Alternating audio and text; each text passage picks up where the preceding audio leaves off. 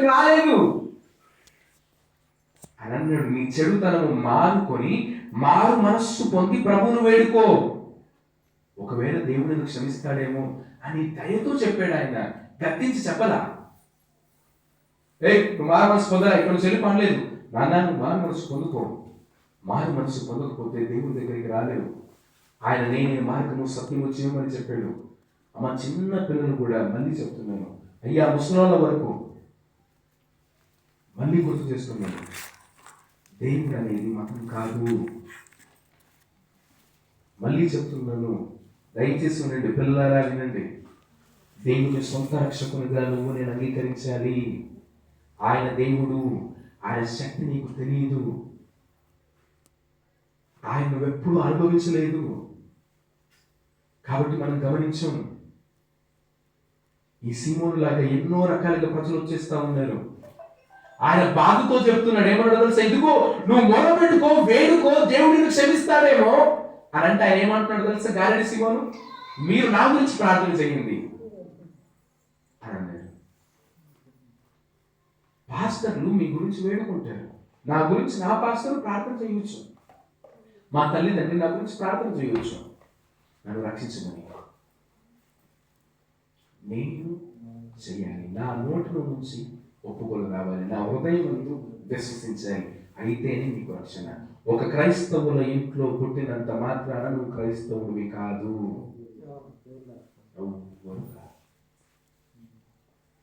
ప్రతి ఒక్కరూ క్రీస్తులకు తిరిగి జన్మిస్తేనే. గారెడి సీమోను ఏంటి మరి? చరిత్ర ఏం చెప్తుందో తెలుసా? ఈయనట చాలా మంది బైబిల్ చరిత్రకారులు చెప్పిన మాట. ఈ మాట విన్న తర్వాత కూడా ఆయన నామకార్థంగానే కొనసాగుతూ తప్పుడు బోధల్ని చెప్పాడట, కానీ మారు మనసు పొందుకోలేదట. ఆయన ఏమంటున్నాడు ఆ మాట చూడండి. ఇప్పుడు ఇక్కడ నుండి ఇందాక శ్రీకాంత్ చెప్పిన తర్వాత కూడా ప్రార్థించండి అని అంటే, మనకి ఎక్కడైనా వాక్యం తగిలి మన ప్రభువును క్షమించడం, మీరు మా కోసం ప్రార్థన చేయండి అని అంటాం. ఆయన చేసేది నీ గురించి, ఆయన చేసిన పరలోకం పోవు. తలనొప్పి తగ్గిద్దేమో, రోగాలు పోతాయేమో, నరకంలో నుంచి తప్పించబడవు. నువ్వు సొంత రక్షకునిగా అంగీకరించకపోతే, నీ అంతట నీవు రక్షకుని హృదయంలోనికి తీసుకోకపోతే స్వర్గం లేదు, పరలోకం లేదు.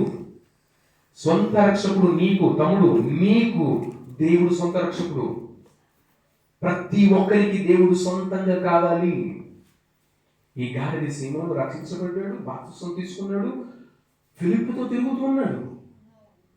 కానీ పేతురు యోహాను వచ్చిన తర్వాత కొంతకాలానికి బయటపడింది, ఎందుకో నీకు మాకు ఎలాంటి పాలు పంపు లేవు. ఎందుకు? నీ మనసు ఎంతకి బయట విషయాల మీద ఉంది తప్ప ఆత్మీయమైన విషయాల మీద నీ మనసు లేదు అనేసరికి, అప్పుడైనా కానీ మారు మనసు పొందుకో, పశ్చాత్తాపడు, దేవుడు క్షమిస్తాడేమోనంటే, నేను కాదు, నువ్వు చేయి ప్రార్థన, నేను బాగుపడాలని నువ్వు చేయి, అమ్మా క్షమించండి. అలా ఎవ్వరు చేయాలి. ఎవ్వరు పక్కవారు చేసే ప్రార్థనను బట్టి చేయరు. నీ పాపాల గురించి నువ్వే ఏడవాలి. నీకు నష్టం జరిగితే, ఆస్తి నష్టం జరిగితే ఏడవడానికి కన్నీళ్ళు వస్తాయి తప్ప మన ఆత్మ గురించి కన్నీళ్ళు రావే. ఒక తల్లిగా కూతురు ఫెయిల్ అయిపోతేనో, భర్త చనిపోతేనో, పిల్లలకు దెబ్బ తగిలితేనో, లేకపోతే విడాకులు అవుతేనో ఎంతో ఏడుస్తామే. ఆ పిల్లల గురించి, రక్షణ గురించి కన్నీరు కారుస్తామా? ఆలోచించండి. హృదయం అనేది చాలా ప్రాముఖ్యం. మన రక్షణ అంటే అది, దేవుడు తెలుసుకోవడం అంటే. మనందరికి అర్థం కాదు, మర్చిపోతాం కాబట్టి ఒక విషయం చెప్తాను. ఒకనాడట ఒక కథ ఉండేది ఇలాగా. ఇక్కడ అమ్మవారింటికి ప్రొద్దున వెళ్ళినప్పుడు యాపిల్ ట్రీ ఉంది, అవునమ్మా, కాయలు ఇంకేం రాలేదు. అయితే అలాంటి యాపిల్ కాయ ఒక చెట్టుట పెరిగిందట ఒక చోట. అయితే కాసేపు చెట్టు మాట్లాడుతుంది అనుకుందాం, ఒక కవిలా రాసేది. ఒక బాబట, చిన్న బాబు 4 నెలలు, 6 నెలలు, 12 నెలల తర్వాత 1 సంవత్సరం, 2 సంవత్సరాలు పైకి ఎక్కుతారు చెట్టు మీదకి. అలా చెట్టు మీదకి ఎక్కుతూ, ఆడుకుంటూ, దిగుతూ, ఆడుకుంటూ ఆ చెట్టు చాలా సంతోషపడిందట. పైకి ఎక్కడం, దూకడం, కొమ్మల మీద ఎగరడం, దూకడం, చాలా సంతోషించిందట చెట్టు. కొంతకాలానికి ఈ అబ్బాయి పెరిగి పెద్దవాడయ్యాడు, ఎవడొస్తుంది అయ్యాడట. యవనస్తుడైనప్పుడు పనులు ఉంటాయి కదా, డబ్బులు అవసరం ఉంటాయి కదా, జీవితం ఉంటుంది కదా. అయితే ఈ అబ్బాయి వచ్చి అడిగేటట్టు ఒక రోజు చెట్టు దగ్గరికి వచ్చి నీరసంగా కూర్చున్నాడట. ప్రతిరోజు సంతోషంగా ఉండేవాడు నీరసంగా కూర్చుంటే ఈ చెట్టు అడిగిందట, నానా ఏమైంది, ఎందుకు అంత నీరసంగా ఉన్నావు అని అంటే, నేను పెద్దవాడిని అయ్యాను, నాకు అవసరాలు ఉంటాయి, నా దగ్గర డబ్బులు లేవు, జీవితంలో బ్రతకాలంటే డబ్బు కావాలి, ఏం చేయాలో అర్థం కావట్లేదు అన్నాడట. అప్పుడు ఆ చెట్టు అందట, దానికే నువ్వు ఎంత నిరుత్సాహపడిపోతే ఎలాగయ్యా, ఇన్ని యాపిల్ కాయలు ఉన్నాయి కదా, కోసుకుపో, మార్కెట్లో అమ్ముకో, అంగట్లో అమ్ము, డబ్బులు తెచ్చుకో అనగానే అబ్బాయికి చాలా సంతోషమై గబగబా చెట్టు ఎక్కి ఆ పళ్ళని కోసుకొని తెంపుకొని మార్కెట్లో అమ్మేసుకొని వచ్చేదట. చెట్టు అనుకుందట, ఆ అబ్బాయి సంతోషంగా ఉంటే నేను సంతోషంగా ఉన్నట్టే. మళ్ళీ కనబడలేదట. మళ్ళీ 3 నెలలకు 6 నెలలకు వచ్చేదట. ఈ చెట్టు ప్రతిరోజు ఎదురు చూస్తుంది నాతో వచ్చి ఆడుకుంటాడని. ఆ తర్వాత 6 నెలలకు మళ్ళీ వచ్చేదట.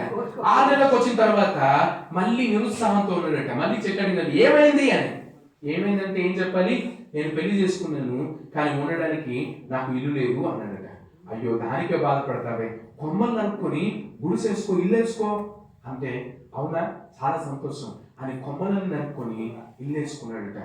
చెట్టు అనుకుందట, సర్లే వస్తాడులే, నాతో ఆడుకుంటాడులే, ఉంటాడులే అని ఆకులను కూడా తీసుకుపోయి పైన కప్పుకొని కొమ్మలను నరుక్కొని పోయి ఇల్లు కట్టుకున్నాడట.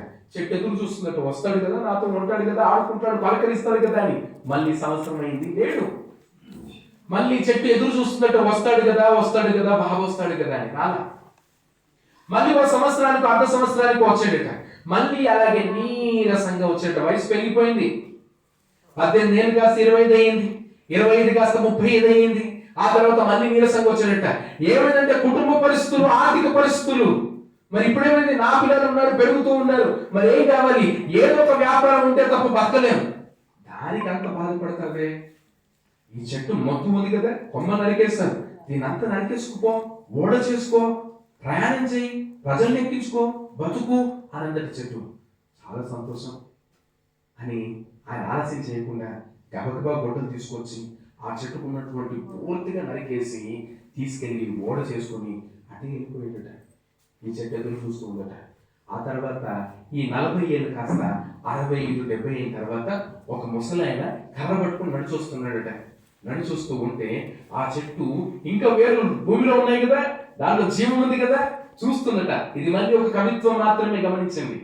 అయితే ఆ చెట్టు అనుకున్నాడు, దూరంగా వస్తున్నటువంటి ఎవరు వస్తున్నారు, చిన్నప్పుడు నా దగ్గర ఆడుకున్నాడే, నా పైన ఎక్కాడే, నా కొమ్మల్ని తాకాడే, నా పళ్ళను తిప్పుకొని తిన్నాడే, ఇక్కడే పడుకునేవాడే, ఇక్కడే కూర్చునేవాడే, ఇప్పుడు ఏమైంది అని చూసి, ఈయనైనా ముసలాడైపోయాడు, చేతికర్రతో పట్టుకొని వస్తున్నాడు అని గమనించిందట.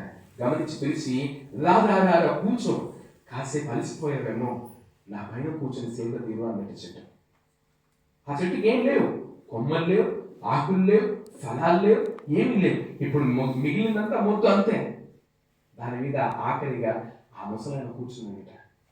ఆ కూర్చుంటే ఆ చెట్టు అంటుందట, నీకు ఇంకా ఏమైనా చేయాలని నాకు ఆశ ఉంది, కానీ నా దగ్గర ఏమీ లేదు, కానీ నేను చాలా ఎదురు చూస్తాను నీ గురించి, ఇప్పుడు రాలేదు.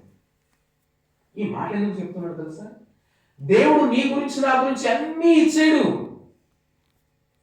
చిన్నప్పుడు ఆడుకోవడానికి ఇక్కడే, పాడుకోవడానికి ఇక్కడే, ఆటలు ఆడడానికి ఇక్కడే, పాటలు ఆడడానికి ఇక్కడే, అన్నిటికీ ఇక్కడే. తర్వాత కనబడం దేవుడి ప్రేమలో. మళ్ళీ వస్తాం బాధలు వచ్చినప్పుడు, అవునా, సరే ఈ ఉన్నాయిగా తీసుకెళ్ళి, పళ్ళని తీసుకుని వెళ్ళిన తర్వాత మళ్ళీ కనబడం, అవసరం తీరిందిగా మళ్ళీ 40 ఏళ్ళకి వస్తాం. దేవుడు అలాగా దాన్ని అపరిమితమైన ప్రేమ, ఆయన సంపూర్ణంగా ధారపోసాడు జీవితాన్ని. ఆయన సిలువలో మ్రాణి మీద ప్రాణం కూడా పెట్టాడు. ఇంకా ఏం కావాలి నీకు, నేనేమి ఇవ్వగలను? సమస్తాన్ని ఇచ్చినటువంటి దేవుడు, ఆ గొప్ప దేవుడు, ఆ దేవుడు గొప్ప ప్రేమ. కానీ మనం ఏం చేస్తామో తెలుసా? ఈ కథలో నేను చెప్పానే, ఈ వ్యక్తి కేవలం అవసరాల గురించి వచ్చినట్టుగానే, అవసరాల గురించి మాత్రమే రావడం, వెళ్ళిపోవడం. ఈ గాలి సీమోన్ లాగా పేరు కావాలి, కాసేపు నా పని అవసరాలు తినాలి, కొంత నాకు నయం కావాలి, అది సరి అయినటువంటి అవగాహన కాదు. అమ్మా, ఇక్కడ చదువుకున్న పిల్లలు ఒక 10 మంది ఉండొచ్చు, వాళ్ళతో నేను మాట్లాడుతున్నాను. ఒక మ్యాథమెటిషియన్ ప్రొఫెసర్ని ఇలా అడిగారట, ఒక యూనివర్సిటీలో. సార్ మీరు ఇంత పెద్ద ప్రొఫెసర్, ఈ రోజంతా ఏఐ కంప్యూటర్ జనరేటెడ్ ఇంజనీరింగ్ జరుగుతూ ఉంది, మెషిన్ లెర్నింగ్ జరుగుతుంది. ఈ ఆల్గరిథం అంటే కంప్యూటర్లో పెట్టే ఈ నొక్కే అంకెలతోనే అన్ని జరుగుతాయి అన్నమాట. అయితే మీరు ఇంత గొప్ప జ్ఞాని, మరి మీరెందుకు దేవుని నమ్ముతున్నారు? అందులో యేసు ప్రభువుని ఎందుకు నమ్ముతున్నారు? చాలా మంది దేవుళ్ళు ఉన్నారు కదా, నమ్మొచ్చు కదా అని అడిగారట ఆయన ఒక ప్రశ్న ఇంటర్వ్యూ చేస్తూ. అప్పుడు ఆయన అన్నాడట, అవునా సరే నేను ప్రశ్న అడుగుతాను. ఇప్పుడు ఇంతమంది దేవుళ్ళు ఉన్నారు అంటున్నావు, వాళ్ళెవ్వరూ కూడా నేనే నిజమైన దేవుడు అని చెప్పలేదు, నేనే మార్గము సత్యమును జీవం అని చెప్పలేదు, యేసు ఒకడే చెప్పాడు. ఇప్పుడు నువ్వు అన్నట్టుగా నేను యేసు ప్రభు దేవుడు కాదు అని బ్రతికి చచ్చిపోయిన తర్వాత నిజంగా దేవుడు అనుకో, నా పరిస్థితి ఏంటి? నువ్వేమైనా కాపాడుతావా? నా ఆస్తి ఏమైనా కాపాడుతుందా? నా కోట్ల విలువ చేస్తే ఆస్తులు అంతస్తులు కాపాడుతాయా? ఇక్కడ ఓట్లేసి నేను గెలిపించిన ప్రజలందరూ వచ్చి లాక్కొస్తారా పట్టుకొచ్చి? నేను నమ్మిన దేవుడు లేదా నాకు వినబడినటువంటి సువార్త యేసు ప్రభు నిజమైన దేవుడు అని మరణించిన తర్వాత నిజంగా ఉంటే ఎవరు కాపాడతారు? ఎవరు కాపాడరు. ఒకవేళ ఆయన క్రైస్తవుడు కాదు, సమాధానం ఇచ్చిన ఆయన ఒక మ్యాథమెటిషియన్ ప్రొఫెసర్, మళ్ళీ చదువుకున్న వాళ్ళ గురించి చెప్తున్నాను, లాజిక్ ఆలోచించడానికి. ఆయన అన్నాడట, సరే ఒకవేళ నేను మరణించిన తర్వాత లేదే అనుకుందా, నువ్వు నీ ఇష్టం ఉన్నట్టున్నావు, నేను యేసు ప్రభువుని నమ్ముకున్నాను, ఆయన నాకు సమస్య లేదుగా, లేకపోయినా నాకు సమస్య లేదుగా. కానీ అబద్ధం, ఆయన ఖచ్చితంగా ఉన్నాడు, ఆయన ఉన్నాడు, ఆయన ఉన్నాడు. నీకు తెలియదు నువ్వు ఎప్పుడు మరణిస్తావు. ఆయన ఎదురుగా చూసినప్పుడు నీకు శక్తి సరిపోదు. ఎంతో మంది ఆయన ఎదురుగా ఉంటే పడిపోయారు, భయంతో పడిపోయారు, ఆయన నోట్ల నుంచి మాట వస్తే తాగలేక పడిపోయారు. దేవుడు అర్థమైతే మన బ్రతుకు సాధారణంగానే పవిత్రతను మంచిని కోరుకుంటుంది. దేవుడు మనసులో అర్థం కాకపోతేనే ఈ గారడి సింహం లాగా భయపైన మాత్రమే జీవితాన్ని మనం కలుగుంటాం. ఒకసారి బైబిల్లో చూడండి, దేవుడు అర్థమైన వాళ్ళ యొక్క పరిస్థితి ఎలా ఉందో. యోబు ఏమంటున్నాడు ఒకసారి చూద్దాం, ఒకసారి పేతురు ఏమన్నాడో చూద్దాం. ఇందాక ఈ పేతురే కదా, ఈ పేతురు ఏమంటాడు ఒకసారి చూడండి. లూకా సువార్త 5వ అధ్యాయం 8వ వచనంలో పేతురు ఏమన్నాడు? లూకా సువార్త 5వ అధ్యాయం 8వ వచనంలో ఆయన ఏమన్నాడు ఒకసారి చూడండి. సీమోను పేతురు అది చూచి యేసు మోకాళ్ళ ఎదుట సాగిలపడి, ప్రభువా నన్ను విడిచిపోము, నేను పాపాత్ముడని చెప్పాను. ఈ సీమోనికి గారడి సీమోనికి తేడా ఉంది. గారడి సీమోన్ ఏమంటున్నాడు? అయ్యగారు వందనాలండి, మీరే ప్రార్థన చేయండి అన్నాడు. కానీ ఈ సీమోన్ ఏమంటున్నాడు? అయ్యా నేను పాపాత్ముని, నన్ను విడిచిపెట్టు. నీ మనసులో దేవుడు అర్థమైతే, నీ హృదయంలో దేవుడు అర్థమైతే ఇలాంటి వ్యక్తిత్వం ఉంటుంది. సహజంగానే ఆయన్ని ప్రేమిస్తాను, ఆయన్ని పూజిస్తాను. నేను ఎవ్వరు కూడా ప్రేరేపించాల్సిన అవసరం లేదు. భక్తి సహజంగా ప్రారంభమవుతుంది. మారు మనస్సు పొందిన వ్యక్తికి సహజంగా కలిగేటువంటి ఒక లక్షణం ఏంటో తెలుసమ్మా? పవిత్రంగా ఉండడం. పెళ్లి చూపుల్లోకి వెళ్ళిన తర్వాత, వివాహం అనేది నిశ్చయమైన తర్వాత, వివాహం రోజు డేట్ ఫిక్స్ చేసి అనౌన్స్ చేసిన తర్వాత పెళ్లి కూతురు పెళ్లి కొడుకు సిద్ధపడతారు. వివాహం గురించి చక్కగా అలంకరించుకుంటారా? అన్ని వస్తువులు కొనుక్కోవడానికి ముందుగా సిద్ధపడతారా? ఎందుకు అమ్మా? డేట్ ఫిక్స్ అయిన వాళ్ళకి తెలుసు కదా. ఎప్పుడు తెలియకపోతే ఇష్టం వచ్చినట్టుగా ఉంటాం. మరి నీవు క్రైస్తవుడు అని నీకు తెలిస్తే, యేసు ప్రభు నిజమైన దేవుడు అని నీకు తెలిస్తే, ఆయన మళ్ళీ వస్తున్నాడని నీకు తెలిస్తే సిద్ధపడతాను. ఇష్టం వచ్చినట్టుగా విచ్చలవిడిగా తిరగం. మన శరీరానికి నచ్చినట్టుగా ప్రవర్తించం. సిద్ధపాటు ఉంటుంది, అది సహజంగా కలుగుతుంది. ఏమయ్యా వెళ్ళిపోతున్నావు, పెళ్లి పనులు జరుగుతున్నాయంటే ఆ పోతున్నావు బాబాయ్ అంటే ఎందుకు? నీకు తెలుసు నువ్వు బిజీలో ఉన్నావు. మరి రక్షించబడ్డ నీకు ఎలాంటి సిద్ధపాటు ఉంది? అంటే ఎక్కడ లోపం ఉంది? ఈ సీమోనుకు తెలిసి ఈయన దేవుడు, ఆయన ఏం చేయలేదు, సూచకార్యం చేయలేదు, అద్భుతం చేయలేదు. అంటే చేపలు పడ్డాయి అనుకోండి, పరిగెత్తుకొని వచ్చేసాడు, మోకాళ్ళ మీద పడ్డాడు, అయ్యా ఆయన పాపాత్ములను క్షమించు. కానీ మరొక సింహనేమో నా గురించి ప్రార్థన చేయండి అంటాడు. యోబు గురించి ఆయన ఏమన్నాడు చూడండి. దేవుడు మాట్లాడుతుంటే ఆయన ప్రత్యుత్తరం ఇస్తే 40వ అధ్యాయం 4వ వచనం యోబు గ్రంథం 40వ అధ్యాయం 4వ వచనం యోబు గ్రంథం.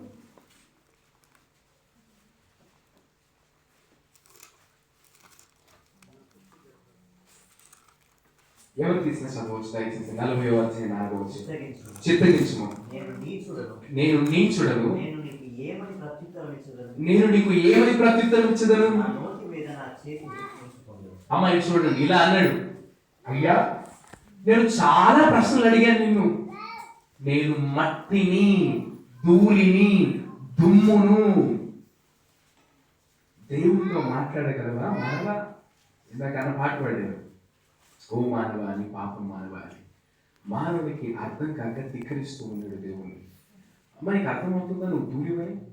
అయ్యా నీకు అర్థమైందా నువ్వు దుమ్మువని? దుమ్మమ్మా, ధూళి. ఆయన నోటి మాటతో ప్రపంచాలు కలిగాయి. ఆయన మాటకంత శక్తి ఉంది. ఆయన విశ్వాన్ని కలిగజేసిన దేవుడు. ఆయన్ని ఎలా పడతానని అనగలవా? దేవుని గురించి అర్థమైన వ్యక్తి అంటున్నాడు, నేను ఏం ప్రత్యుత్తరం ఇస్తాను, నా నోటి మీద నేను చేసుకున్నాను అన్నాడు. ఇదేందుకు చేయకూడదు, అదేందుకు చేయకూడదు అని అనలేదు ఆయన. అలా ఉంటుంది వ్యక్తిత్వం దేవుడు మాట్లాడినప్పుడు. మనం మాట్లాడడానికి వినడం తప్ప. అలాగే అదే యోబు గ్రంథం 42వ అధ్యాయం 5వ వచనాలు ఆయన మాట్లాడు చూడండి. 42వ అధ్యాయం 5వ వచనాలు.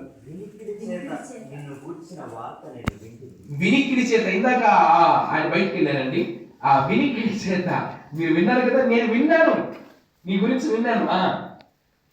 అయితే ఇప్పుడు నేను కన్నులారా నిన్ను చూస్తున్నాను,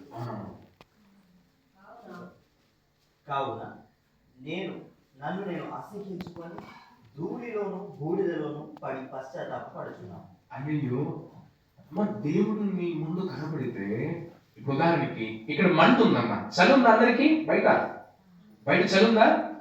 కొంచెం లోపలికి తీసుకొచ్చారా? బయట పెట్టొచ్చారా? చలి బయట పెట్టొచ్చారా?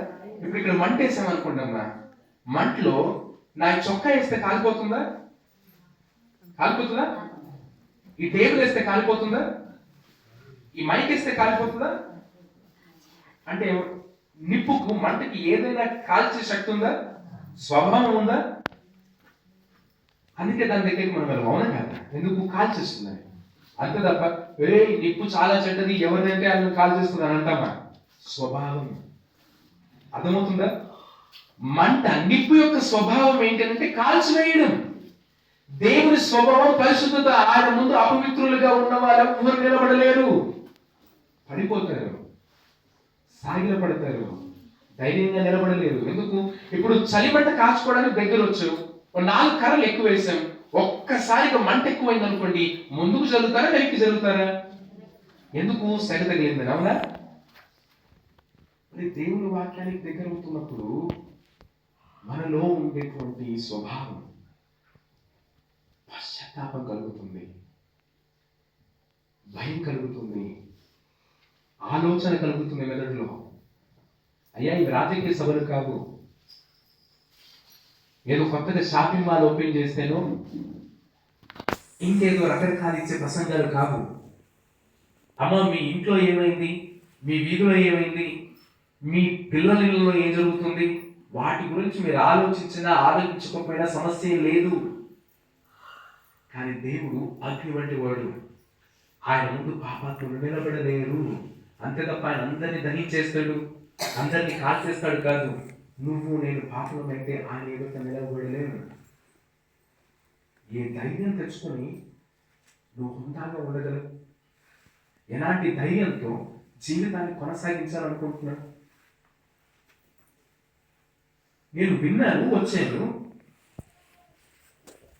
ఆయన గురించి అర్థమైతే, మనస్సులో దేవుని గురించినటువంటి జ్ఞానం తెలిస్తే ఆ వ్యక్తి యొక్క జీవితం స్వభావం మారుతుంది.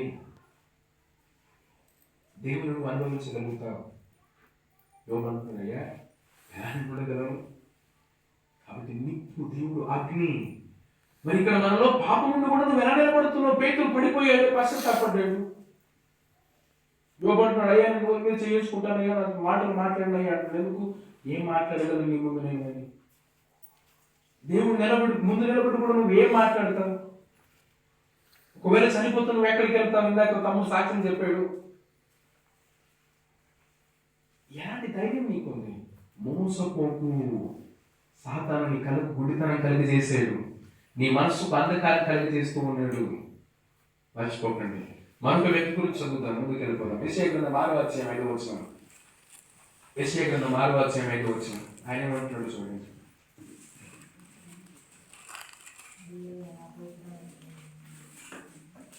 ఒకవేళ కంఠస్థం తెలిస్తే చెప్పండి అమ్మ, పర్వాలేదు. కొరింథీయులకు రాసిన పత్రిక, మొదటి పత్రిక, first Corinthians, sorry, Isaiah chapter 6 verse 5 నేను చెప్తాను కదా. అయ్యో నేను అపవిత్రమైన పెదవులు గలవాడు, అపవిత్రమైన పెదవులు గల జనుల మధ్య నివసించువాడు. నేను నశించి తిని రాజును సైన్యములకు అధిపతి యెహోవాను నేను కన్నులారా చూసి అనుకుంటుంది. ఇదిగో అమ్మ వినండి, మీకు వినిపిస్తే ఎదురొస్తుందేంటి? వీళ్ళకు వినిపిస్తూ ఉంటే భయం అవుతుంటేను. వాళ్ళకు దేవుని మాటలు వింటుంటే ఉల్లంతా పులకరించిపోయి దేవుని గురించినటువంటి ఆలోచనలు మెదడులో కలుగుతుంటే మీకెందుకు నిద్ర వస్తుంది? మీరు ఇక్కడ పడుకోవట్లేదు అని అంటున్నాను. ఆనాటి ప్రజలకు దేవుని గురించి నేను చూసానేమో అని పడిపోయాను, పశ్చాత్తాపడ్డాను, నోరు ఖర్చుకున్నాను, నోటి మీద చెయ్యి పెట్టుకున్నాను. ఇలాంటి మాటలు ఎందుకు వస్తున్నాయి వాళ్ళకి? మరి మనలో ఏంటి తేడా? గాలికి సీమోనికి తేడా. అది సాతాను చేసే పని. దీని గురించి బైబిల్ ఏమి హెచ్చరిస్తుందో సార్, నాకు సమయం ఇచ్చారు. మీకు ఒకవేళ నేను చెప్పలేదు అనుకోండి, ఎంత సమయం ఇచ్చారో పొరపాటు అవుతుంది. నాకు తమ్ముడు చెప్పలేదు కానీ నాకు నా దాదాపు 50 నిమిషాలు తీసుకొని 30 నిమిషాలు అయింది. తొందరగా ముగించే ప్రయత్నం చేస్తాను, కానీ చూద్దాం. కొరింథీయులకు రాసిన పత్రిక 10వ అధ్యాయంలో ఏంటంటే మనందరికీ తెలుసుకోవడానికి, నేర్చుకోవడానికి ఉదాహరణగా, దృష్టాంతముగా కొనుంచారట. పిల్లలు చదువుకోలేరు అనుకోండి, కొన్నిసార్లు అంటాం, రే చదువుకోరా, లేకపోతే నువ్వు కూడా ఇలాగ కూలి పని చేయాల్సి వస్తుందని అంటాం. అవునా కదా? అలాగే పాత నిబంధనలో కొన్ని ఉదాహరణలమ్మా రాశారు మనం నేర్చుకోవడానికి. ఇందాక మళ్ళీ చెప్పాను, దేవుడు మాట్లాడుతుంటే మన యొక్క ఆలోచన ఆయన మీద ఉండాలి. ఇక్కడికి వచ్చి మీరు వెళ్ళాల్సింది ఎలాగో తెలుసమ్మా, ఒక ఆలోచన మెదడులో పెట్టుకొని వెళ్ళాలి. ఆ విత్తనానికి రేపు నుంచి వెళ్ళిపోయి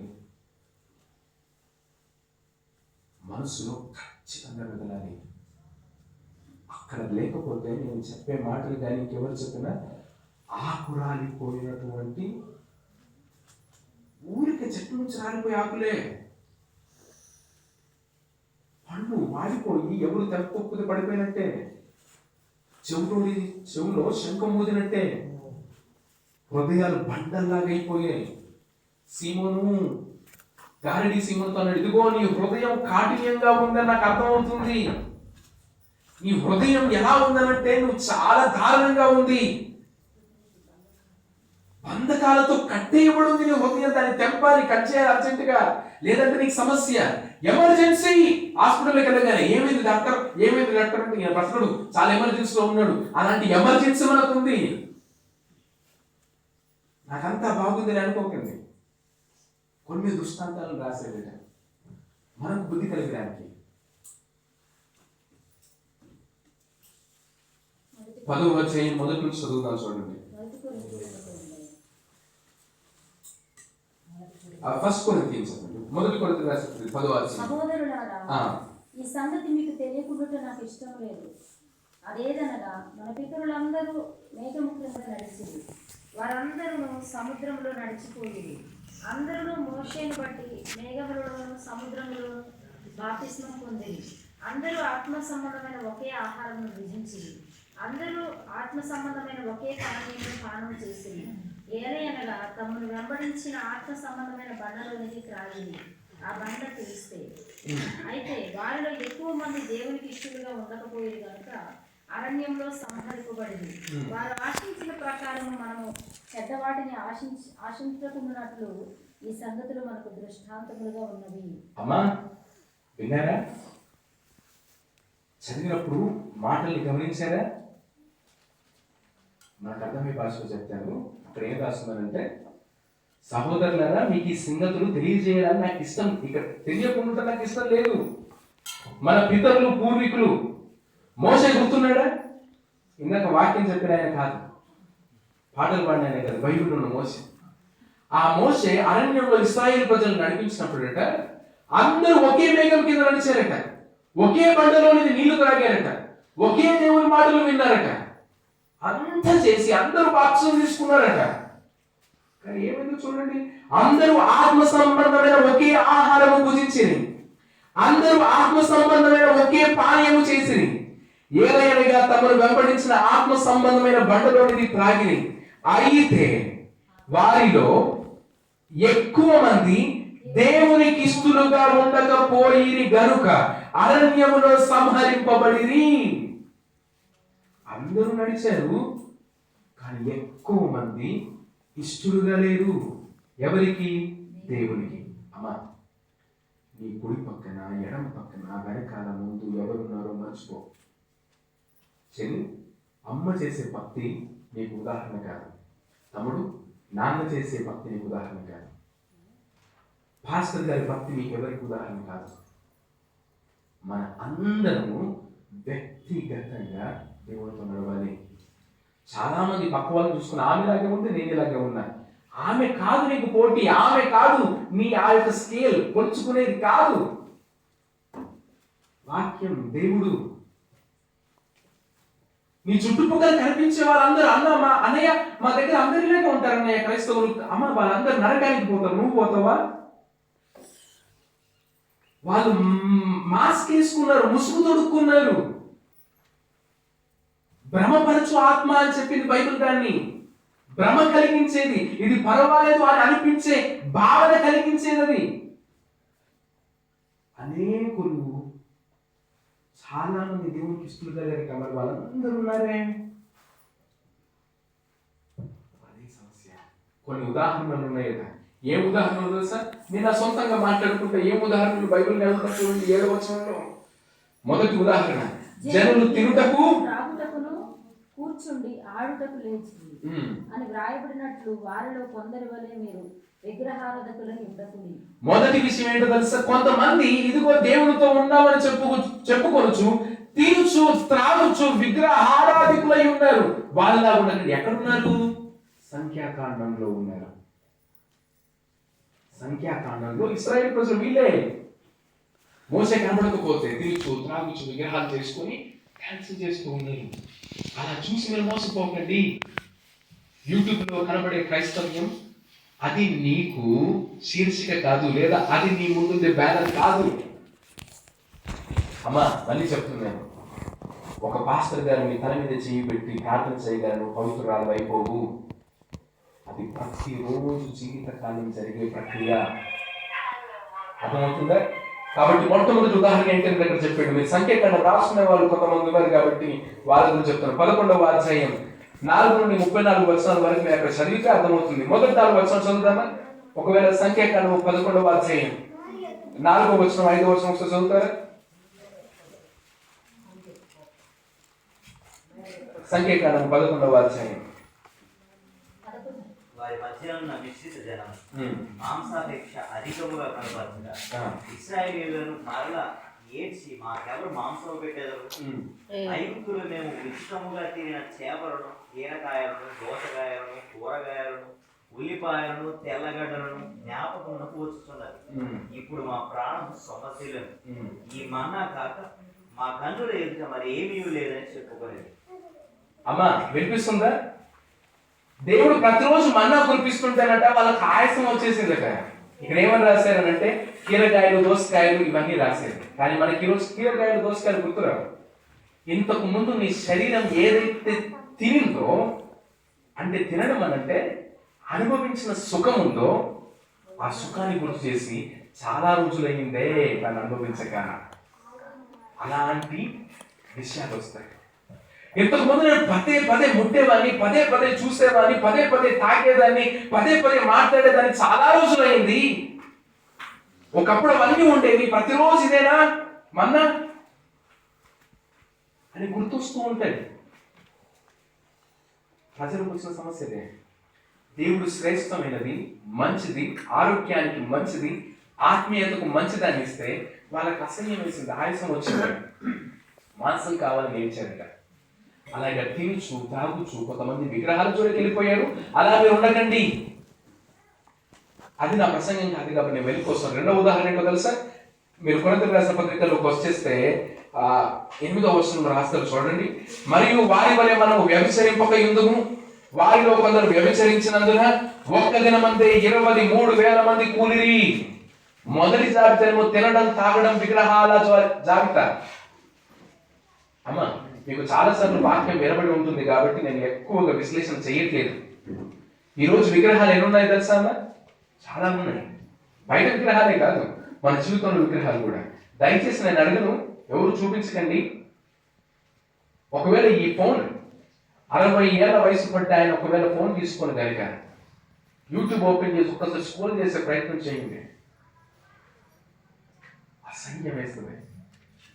అంతేకాదు, నేను చాలాసార్లు గమనిస్తున్నాను, ప్రతి ఒక్కరి చేతిలో ఫోన్ కాబట్టి ముసలాళ్ళు కూడా 60 ఏళ్ళు పైబడిన అమ్మలు కూడా చూడండి, అందరూ ఫోన్లు, ఏ ఫోన్ అయినా అవి లేకుండా రావట్లేదు కాబట్టి ఆ ఫేస్బుక్లు, యూట్యూబ్లు పెట్టుకుని చూడడమే. ఎంత చెడు మీ కళ్ళల్లోకి, మీ ఇళ్ళల్లోకి, మీ పిల్లల మనసుల్లోకి వెళ్తుందో ఆలోచించండి. ఏ పిల్లలైనా ధైర్యంగా తల్లిదండ్రులు ఫోన్ పట్టుకుని చూడగలరా? పిల్లల ఫోన్ ఒకవేళ చూడగలరా? ఒకవేళ నేను అనుకోవచ్చు, నేను అంతా కూడా క్లియర్ చేసేసాను, దేవుడి దగ్గర నుంచి నువ్వు నేను క్లియర్ చేయలేవు. కానీ నీ ఎవరికి కనిపించకుండా తుడిచేసుకోవచ్చు, ఆయన కనపడకుండా మాత్రం ఏం చేయలేము. అంత దారుణం విగ్రహాలు. అవి రకరకాల వ్యవస్థలుగా మనిషి జీవితంలోకి వచ్చేస్తాయి. అమ్మ, నిన్నటి రోజు మళ్ళీ గుర్తు చేస్తున్నాను చూడండి. నేను సమయాన్ని చూస్తూనే మాట్లాడుతున్నాను. చిటికేడమ్మా, చిటికేడు మనకు అర్థమయ్యే భాషలో చెప్తున్నాను. పాపము ముద్దంతా ఇప్పుడు పులిసిపోయారు, గమన కదా. కొంచెం సోడా వేసారనుకున్న చిటికెడు ఏమవుతుందమ్మా? వంట చేసేవాళ్ళు చెప్పండి అమ్మా. చెడిపోద్ది కదా. పెద్ద పాపం ఏం లేదు, చాలా చిన్నదని నేను అనుకున్నాను అనుకోండి. భ్రమపరచు ఆత్మ అది. అయిపోయింది నా దగ్గర చిటికేనండి అమ్మ, చిటికెడు చాలమ్మా, క్యాన్సర్ అది చంపడానికి. చిటికెడు చాలు. తినేవాడు, తిరిగేవాడు, విగ్రహారాధికులు, అవి రకరకాల విగ్రహాలు. మీ అవయవాలు కూడా చాలా కామకత్వత అవి కూడా విగ్రహాలు అన్నాడు బైబిల్లో. మీరు వాటి జోలికి వెళ్ళకండి అన్నారు. ఎందుకు? మీరు రక్షించబడ్డారు కాబట్టి. మీరు మళ్ళీ కావాలనిపిస్తుంటా? ఇంతకు ముందు అలా అనిపించి చాలా మంది చచ్చిపోయారు. నేను కీరదోసకాయలు, ఉల్లిగడ్డలు, మాకు మాంసం లేదు అని శరీరం గుర్తు చేస్తుంది కోరికల్ని. ఇంతకుముందు తాగినవి, పీల్చినవి, కాల్చినవి శరీరం గుర్తు చేసుకుంటుంది. అవి గుర్తొస్తుంటాయి. దేవుడు అంటాడు, ఇదిగో నా మన్నా నీకు చాలు అని అంటాడు. ఇది కాదు, ప్రతిరోజు నేను ఇంకేమైనా చేయాలనిపిస్తుంది. తప్పు. రెండో ఉదాహరణ చూడండి, ఇక్కడ ఏం రాశారు? 8వ వచనంలో, మరియు వారి వలె మనం వ్యభిచరింపకయుందుము, వారిలో కొందరు వ్యభిచరించినందున ఏమయ్యారు? సర్పం వలన నశించింది. కింద రాస్తారు, మీరు సనుగు కొనకుడి, వారిలో కొందరు సనిగి సంహారకుని చేత నశించింది. ఇది ఎక్కడ జరిగింది? సంఖ్యాకాండం 25వ అధ్యాయం 6-9 వచనంలో చదువుతారు. అక్కడ రాసింది, ఒక రాసుకోండి కుదిరితే. సంఖ్యాకాండం 25వ అధ్యాయం 6-9 వచనంలో చదువుతారు. ఇదిగో మోషే కన్నుల ఎదుటను ప్రత్యక్షపు గుడారం యొక్క ద్వారం వద్ద ఏడ్చుచుండిన ఇశ్రాయేలుల సర్వ సమాజం యొక్క కన్నుల ఎదుటను ఇశ్రాయేలీయుల్లో ఒకడు తన సహోదరుల యొద్దకు ఒక మిద్యాను స్త్రీని తోడుకొని వచ్చింది. యాజకుడైన అహరోను మనుమడును ఇదే అయ్యా. ఎలియాజరు కుమారుడునైన ఫినెహాసును చూచి సమాజం నుండి లేచి ఈటెను చేత పట్టుకుని పడక చోటికి ఆ ఇశ్రాయేలుడి వెంబడి వెళ్ళి ఆ ఇద్దరిని అనగా ఆ ఇశ్రాయేలుని ఆ స్త్రీని కడుపులో గుండా దూసుకొని పోనట్లు పొడిచెను. అక్కడ జరిగినటువంటి సారాంశం ఏంటంటే, సందర్భం ఏంటంటే, మిద్యానీయుల స్త్రీని తీసుకురమని, అంటే వీళ్ళకు విరుద్ధంగా యుద్ధం చేయడానికి ఒక ప్రవక్తను ఎన్నుకుంటారు. నువ్వు ఏదైనా ప్రవచనం చెప్పు, వాళ్ళ మీదకి మేము జయించాలి ఇశ్రాయేల్ మీద కంటే, ఆయన ఏది చెప్పినా నోరు ఏమైపోతుందంటే నోటికి ఆ ప్రవక్తకి చెడు మాట్లాడడం అనుకుంటే మంచిగా వస్తుంది. అప్పుడు చేసేది ఏం లేక ఒక పన్నాగం పన్నుతాడు. వీళ్ళందరినీ కూడా ఇశ్రాయేల్ ప్రజలందరినీ కూడా ఏం చేయాలంటే మన స్త్రీలను వ్యామోహింప చేయడానికి, మోహించడానికి పంపించండి, పండుగ చేసుకుంటామని పిలిపించండి. అప్పుడు వచ్చినటువంటి ఈ పురుషులు ఒకవేళ ఆ స్త్రీలతో వెళ్తే వాళ్ళ దేవుడు వాళ్ళు నాశనం చేస్తాడు. మనం ఏం చేయాల్సిన అవసరం లేదు, వాళ్ళంతటా వాళ్ళు నాశనం పోతారు అని ఒక పథకాన్ని పంపుతారు. అలా వ్యభిచరించి పాడైపోయి ఉన్నారు. ఈ కింద మన సర్పాన్ని గురించి చదివాం కదా మీరు అని మీరు అనొచ్చు. దాని గురించి కూడా చదువుతాను. అదే సంఖ్యాకాండం 16వ అధ్యాయంలో 41 నుంచి 49 వచనాలు చదవండి. సంఖ్యాకాండం 16వ అధ్యాయం 41 నుండి 49 వచనాలు. మరునాడు ఇశ్రాయేలుల సర్వ సమాజము మోషే అహరోనులకు విరోధంగా సలుగుచు, మీరు యెహోవా ప్రజలను చంపితిరని చెప్పి సమాజము మోషే అహరోనులకు విరోధంగా కూడింది. వారు ప్రత్యక్షపు గుడారం వైపు తిరిగి చూడగా ఆ మేఘము దాన్ని కమ్మెను, యెహోవా మహిమయు కనబడెను. మోషే అహరోనులు ప్రత్యక్షపు గుడారం ఎదుటికి రాగా యెహోవా, మీరు ఈ సమాజము మధ్య నుండి తొలగిపోవుడి, క్షణంలో నేను వారిని నశింపజేయదనని మోషేకు సెలవీయగా వారు సాగిలపడింది.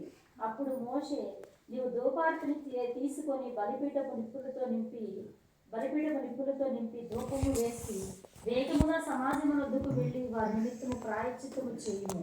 కోపము యెహోవా సన్నిధి నుండి బయలుదేరును, తెగులు మొదలుపెట్టినని అహరోనుతో చెప్పగా మోషే చెప్పినట్లు అహరోను వాటిని తీసుకొని సమాజం మధ్యకు పరుగెత్తిపోయినప్పుడు తెగులు జనులలో మొదలుపెట్టి ఉండెను. కాగా అతడు ధూపం వేసి ఆ జనుల నిమిత్తము ప్రాయశ్చిత్తము చేసెను. అతడు చచ్చిన వారికి బ్రతికి ఉన్న వారికి మధ్యను నిలవబడగా తెగులు ఆగెను. మీరు కొరింథీయులకు లెక్కలు చదివితే అలాగే 25వ అధ్యాయం 4వ వచనం చదివితే మాత్రమే 25వ అధ్యాయం సంఖ్యాకాండం 4వ వచనం.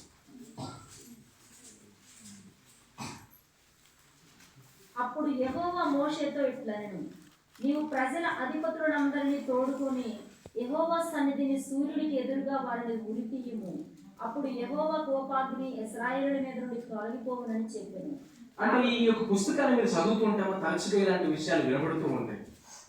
ప్రజలు ఏం చేస్తున్నారు అంటే అప్రమాణికులు, అజితేంద్రులు, అవివేకులు, సజ్జన ద్వేషులు, మూర్ఖులు, ఇలాగ చాలా రకరకాలైనటువంటి క్యారెక్టర్ కలిగిన వాళ్ళందరూ అక్కడే ఉన్నారు. సమస్య ఏంటంటే ఒకే పంటలో నుంచి నీళ్ళు తాగారట, ఒకే మేఘం కింద నడిచారట, ఆయన చూశారట. కానీ ఎక్కువ మంది విశ్వాసం వచ్చలేదు, వెంబడించలేదు. అంటే సమస్య ఏంటంటమ్మా, నేనేం చెప్పాలని ప్రయత్నిస్తున్నానంటే ఇవి మనకు ఉదాహరణగా దేవుడు రాయించాడు. వీళ్ళలాగే మనం కూడా తినుచు, త్రాగుచు, సుఖించుచు, వ్యభిచరించుచు, సనుగుచు ఉన్నాం అనుకోండి, నశించిపోతాం. మనస్సులోనికి దేవుడు రావాలి, మెదడులోంచి దేవుడిని ఆలోచించాలి. అక్కడ దేవుడు మనకు అర్థం అవ్వాలి, ఆయన సువార్త అక్కడ అర్థం అవ్వాలి. అప్పుడు అది పశ్చాత్తాపానికి దారితీస్తుంది. ఇప్పుడు ఈ మాటలను మనం చదువుతున్నాం కదా, ఇవన్నీ ఎందుకు అసలు తెలుసా? ఆయన ముందు అధ్యాయం చదివితే మనకు అర్థమవుతుంది. కొరింథీయులకు రాసిన పత్రిక 9వ అధ్యాయంలో 23 నుండి 27 వచనం చదువుతాను.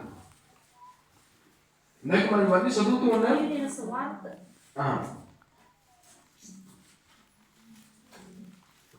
మరియు నేను సువార్తలో సంపాదించుకొనుటకు బలహీనుడనైతిని, ఏ విధము చేతనైనను కొందరిని రక్షింపవలనని అందరికీ అన్ని విధముల వాడనై ఉన్నాను.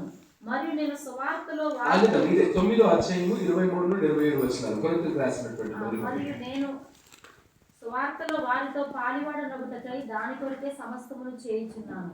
పందెపు రంగమందు పరిగెత్తు వారందరూ పరిగెత్తుదురు గాని ఒక్కడే బహుమానం పొందునని మీకు తెలియదా? అటువలే మీరు బహుమానం పొందినట్లుగా పరిగెత్తుడి. మరియు పందెమందు పోరాడు ప్రతివాడు అన్ని విషయముల యందు మితముగా ఉండును. వారు క్షయమగు కిరీటమును పొందుటకును, మనమైతే అక్షయమగు కిరీటమును పొందుటకును మితముగా ఉన్నాము. కాబట్టి నేను గురి చూడని వాని వలె పరిగెత్తువాడను కాను. గాలిని కొట్టినట్టు నేను పోట్లాడలేదు కానీ ఒకవేళ ఇతరులకు ప్రకటించిన తర్వాత నేనే భ్రష్టునైపోదునేమో అని నా శరీరమును నలగగొట్టి దాన్ని లోపరుచుకుంటున్నాను. అది జరుగుతున్న విషయం. ఈ దృష్టాంతాలను ఆయన రాశాడు 10వ అధ్యాయంలోను, ఆ పత్రికలో రాశాడు, మీరు సనుగు కనుకుడి, వారిలో కొందరు సనికి సంహారకుని చేత నశించిరి. ఈ సంగతులు దృష్టాంతముగా వారికి సంభవించినందున మనకు బుద్ధి కలుగుటకై వ్రాయబడును. తాను నిలుచున్నానని తలంచుకుని వాడు పడకుండా జాగ్రత్తగా చూచుకొనవలెను. ఇప్పుడు నేను ఉన్నాను అనుకోండి, నేను బాగానే నిలుచున్నాను అనుకోవద్దు, ఎందుకు పడిపోతానేమో అని జాగ్రత్తగా ఎప్పుడు ఉండాలి. ఎప్పుడు క్రీస్తు పూర్వం 2000 సంవత్సరాల క్రితం నేను యేసుప్రభువుని నమ్మాను, ఇంక ఏం అవసరం లేదు నాకు అనుకుంటే తప్పు. బ్రహ్మపరచు ఆత్మ నీలోనికి వచ్చే సమస్య ఉంది. సాధారణంగా మనుషులకు కలుగు శోధన తప్ప మరి ఏది మీకు సంభవించలేదు. నాకు ఈ సమస్య వచ్చిందని మీరు అంటారా? ప్రపంచంలో ప్రతి ఒక్కరికి వచ్చిన సమస్య, కొత్తది ఏం మనకు రాలేదు. చిన్నపిల్లలకు నేను స్కూల్లో ఫెయిల్ అయ్యాను, నాకు పెద్ద సమస్య, అందరూ ఫెయిల్ అవుతారు. మాకు చాలా పెద్ద సమస్య వచ్చింది, అనారోగ్యం వచ్చింది, అనేకులకు అనారోగ్యం వచ్చింది, ఈ చుట్టుపక్కల రాకపోవచ్చు. నాకు ఎవరికి లేని వ్యాధి వచ్చింది, ప్రపంచంలో అలాంటిది లేదు. ఎన్నో లక్షల మంది ఆ వ్యాధులతో చచ్చిపోతున్నారు. నా భర్త మాత్రమే తాగుపోతూ కాదు, ఎంతో మంది తాగుపోతులు ఉన్నారు, తిరుగుపోతులు ఉన్నారు, అప్పుల బాధలు ఉన్నాయి, అనారోగ్య సమస్యలు ఉన్నాయి, అవినీతి ఉంది, చేయాలనుకున్నది చేయలేకపోతున్నాను. నీ సమస్య ప్రపంచంలో ఎవరికి లేదనుకోకు. భూమి మీద పుట్టినప్పటి నుండి అందరికీ కలిగే సాధారణమైన సమస్యలే నీకు ఉన్నాయి. వాటిని భూతత్వంలో చూసి ఆశ్చర్యపోకు. నాకే ఎందుకు ఇలాగైంది అని నీరసిల్లిపోకు. ఇవి దృష్టాంతాలకు ఎందుకు ఉన్నాయనంటే, నాకు ఇది అయింది కాబట్టి ఇంకెందుకు లేదు, పోనీలే, దేవుడు రాసి పెట్టాడు కాబట్టి జరుగుతుందమ్మా. దేవుడు రాసి పెట్టింది లేదు. నీకు స్వచిత్తాన్ని దేవుడు ఇచ్చాడు. నీ ఇష్టం నువ్వే కోరుకుంటున్నావు.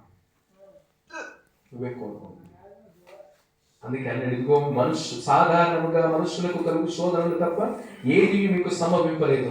దేవుడు నమ్మదగిన వాడు. మీరు సహింపగలిగినంత కంటే ఎక్కువగా ఆయన మిమ్మల్ని శోధింపనీయడు.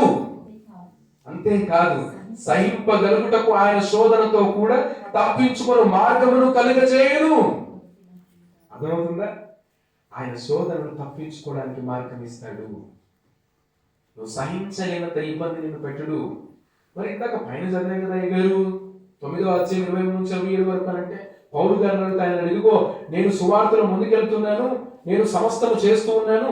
పందెపు రంగంలో పిల్లలందరూ స్కూల్కి వెళ్తారమ్మా. మీ దగ్గర ఎప్పుడైనా ఆటల పోటీలు చూసారా? పరిగెత్తుతూ ఉంటారు. పరిగెత్తున్న అందరికి ప్రైజ్ వస్తుందా? ఫస్ట్ ప్రైజ్ ఎంతకు వస్తుంది? ఒక్కరికి ఇస్తారా? ఫస్ట్ సెకండ్ థర్డ్ ఇస్తారా? అంటే పందెంలో ఒక్కరే విజేత ఉంటారు. అవునా కదా? ఆయన అంటున్నాడు, మీరు అలా పరిగెత్తండి, పక్క వాళ్ళని చూడకండి.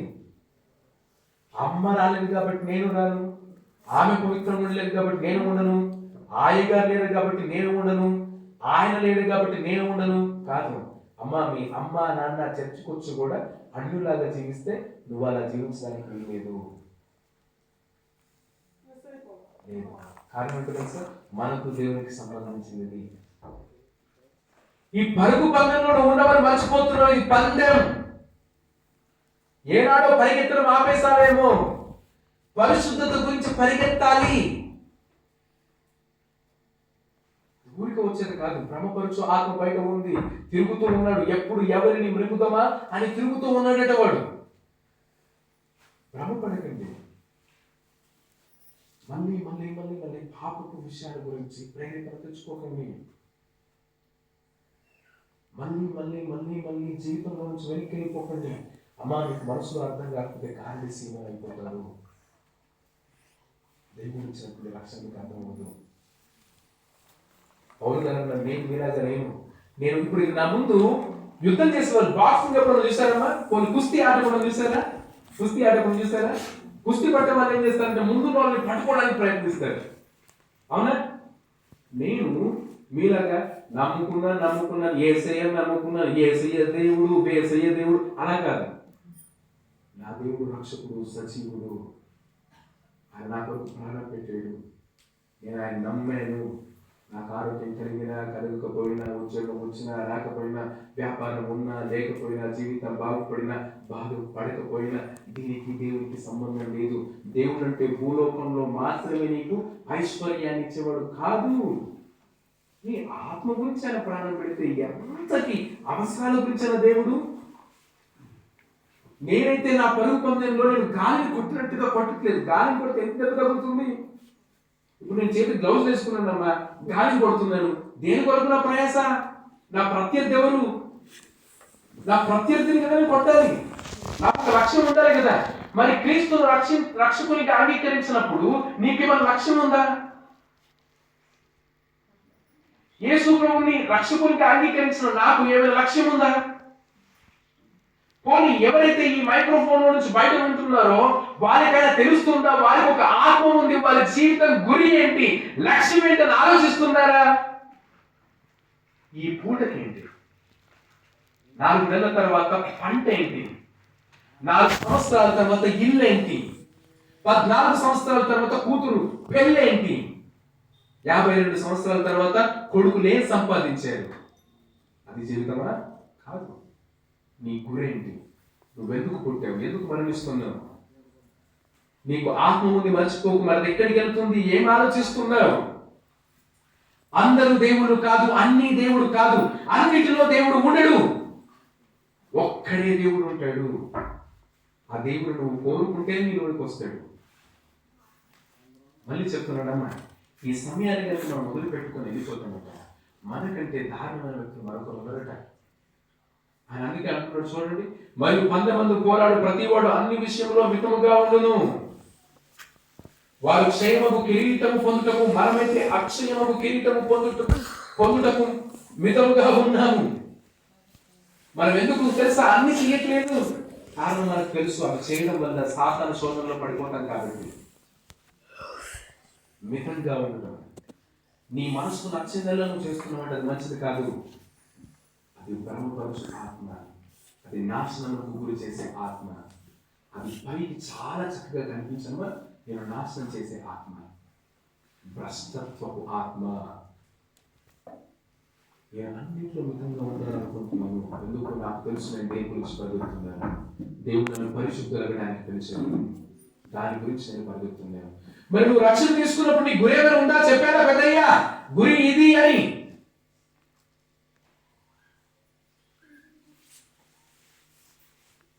ఎంతో మంది అరణ్యంలో నశించిపోయారు.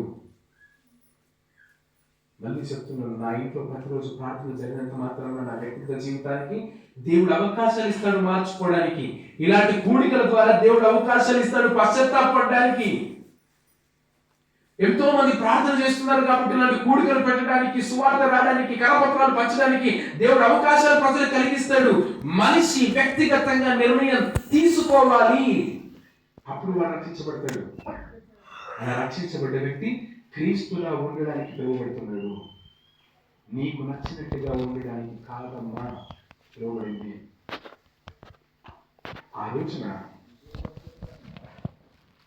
ఒకవేళ నువ్వు కనుక దేవుని ముందు నిలబడే పరిస్థితి లేకపోతే, ఇప్పుడు ఈ మాటలే కాదు, ఏ మాటలు నీకు వినిపించినా నువ్వు రొమ్ము కొట్టుకొని ఏడ్చినా అవకాశం లేదు కాక లేదు.